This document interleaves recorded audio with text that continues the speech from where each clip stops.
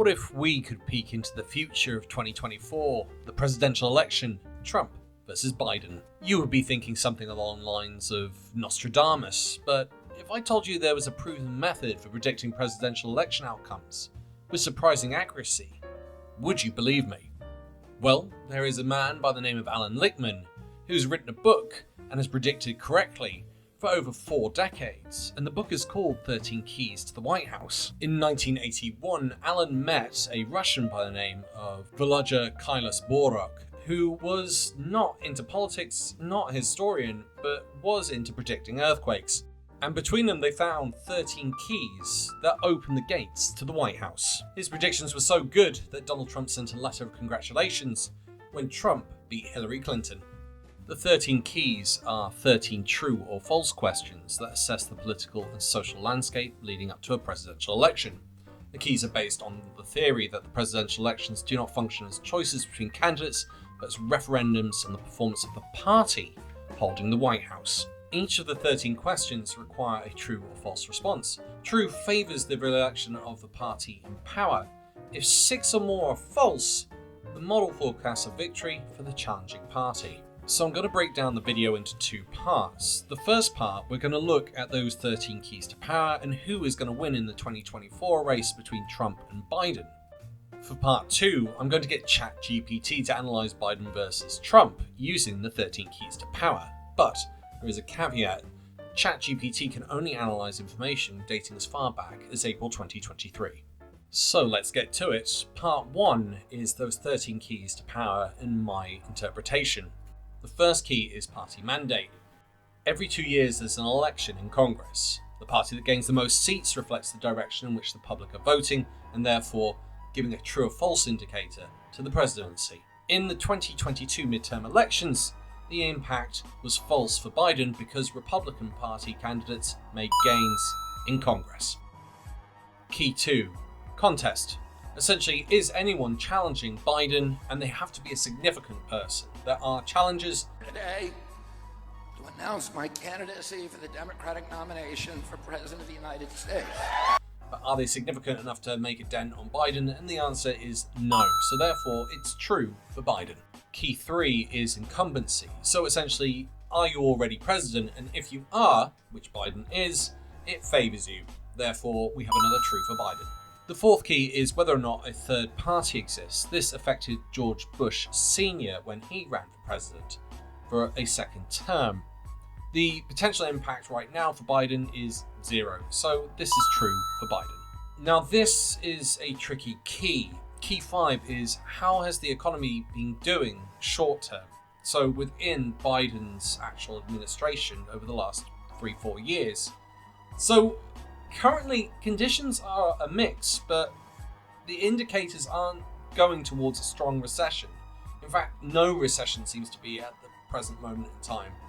On that, I'm going to give a true to Biden. No doubt out there will be people arguing with this, suggesting that actually the short-term economy hasn't been great.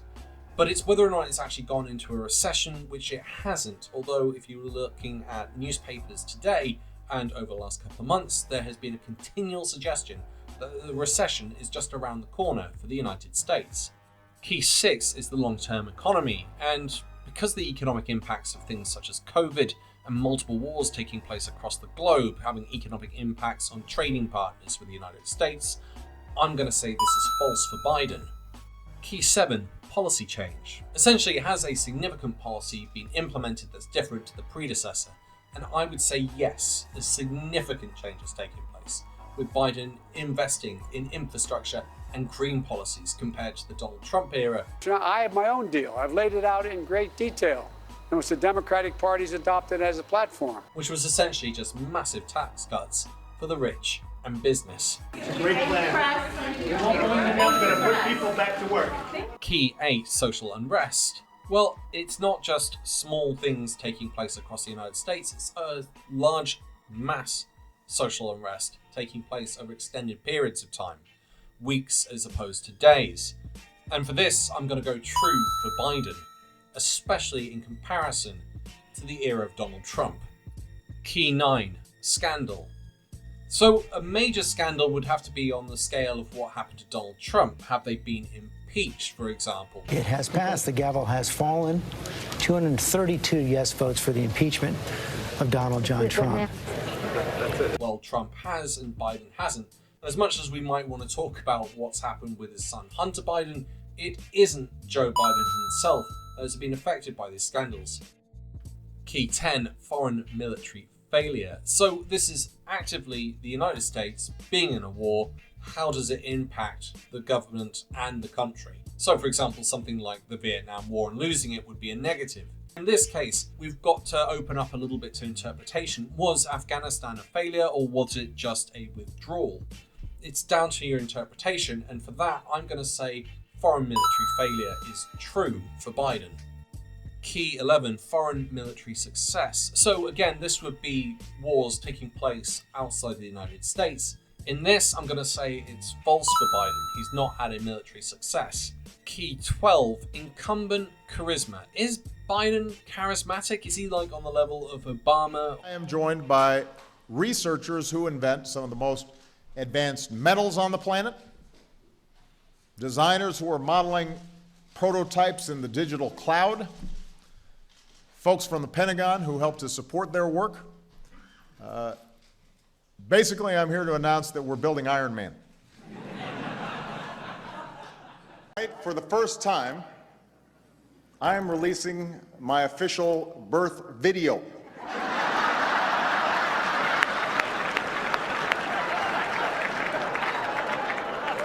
Now, I warn you, no one has seen this footage in 50 years. Not even me. But let's take a look.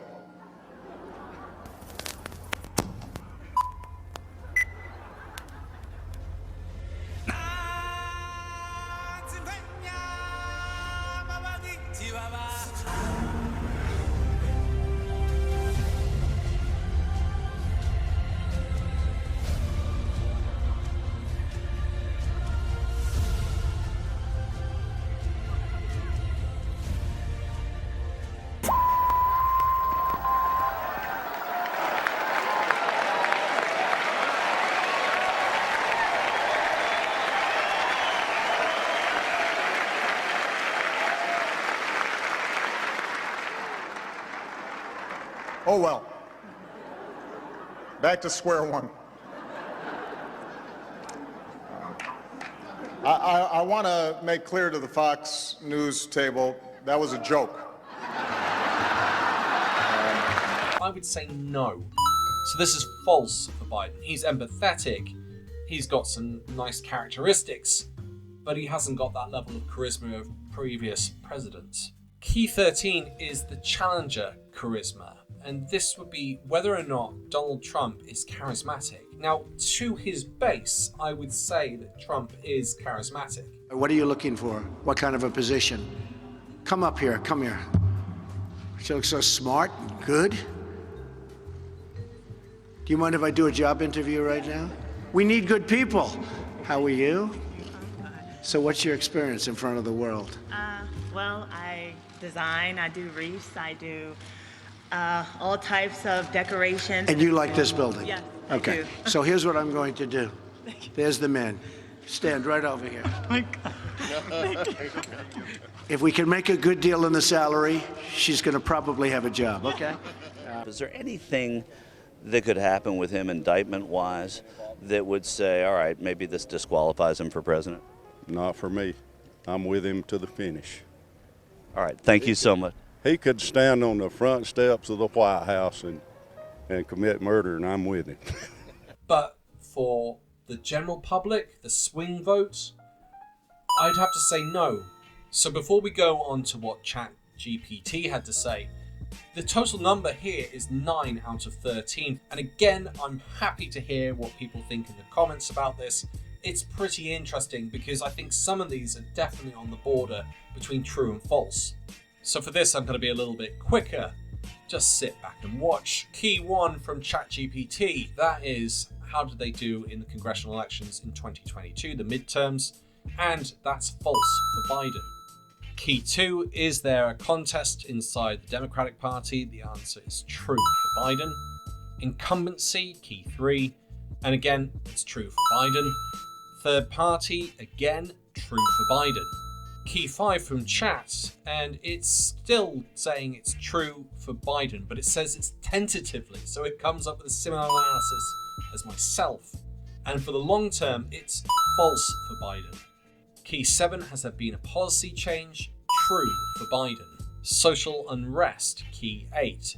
Chat says it's true for Biden, considering, again, there's been a lack of sustained unrest in the United States.